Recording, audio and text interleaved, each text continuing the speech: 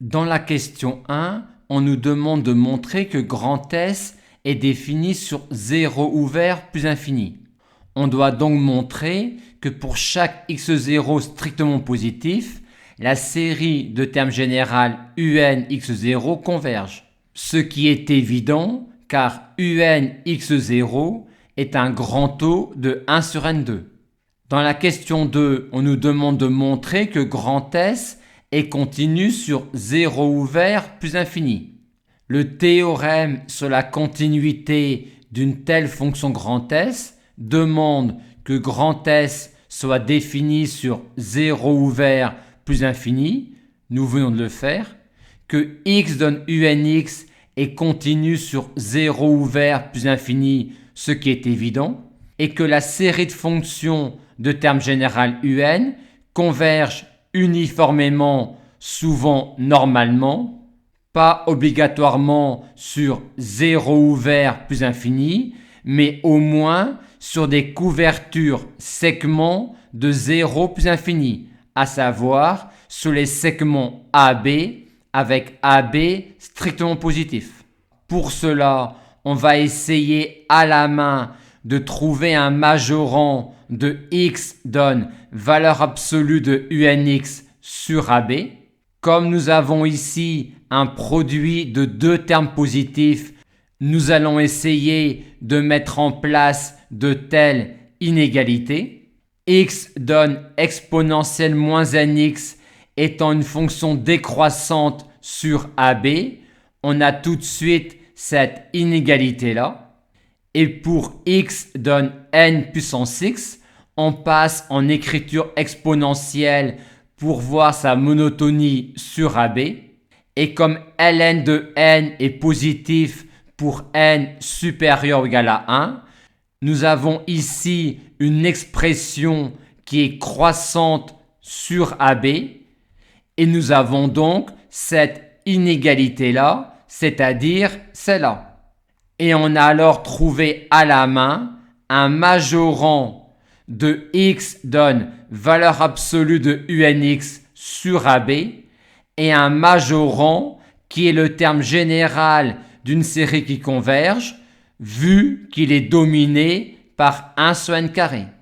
On nous demande maintenant de montrer que la série de fonctions de termes général un converge normalement sur A plus infini. Cette fois-ci, on n'arrivera pas à la main à trouver un majorant de x donne valeur absolue de unx sur A plus infini et un majorant qui soit le terme général d'une série qui converge. Aussi, on va déterminer précisément bêta n en étudiant les variations de cette fonction-là. Et pour simplifier notre travail, on va dire que les variations de x donne valeur absolue de unx sont les mêmes que x donne ln de valeur absolue de unx. Et comme ln de n moins n est négatif pour n supérieur ou égal à 1, la fonction x donne hnx égale ln de valeur absolue de unx est décroissante sur a plus infini. Il en est donc de même pour la fonction x donne valeur absolue de unx et donc la borne sup de valeur absolue de unx sur a plus infini est la valeur en a qui est bien le terme général d'une série qui converge car dominée par 1 sur n carré.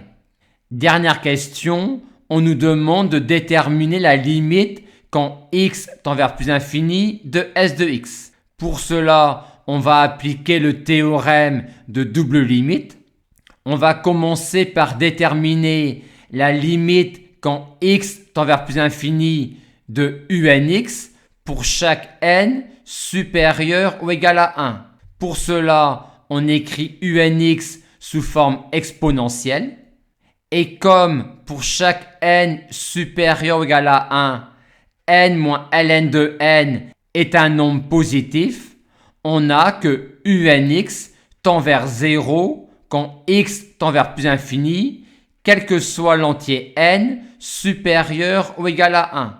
Et comme en plus on a montré que la série de fonctions de terme général un converge normalement, donc uniformément, sur un intervalle qui va jusqu'à plus infini ouvert, on peut en déduire que la limite quand x tend vers plus infini de s de x existe et s'obtient en sommant indéfiniment à partir de 1 les limites quand x tend vers plus infini de unx, c'est-à-dire en sommant indéfiniment à partir de 1 les nombres 0, ce qui nous donne finalement pour limite de s de x en plus infini 0.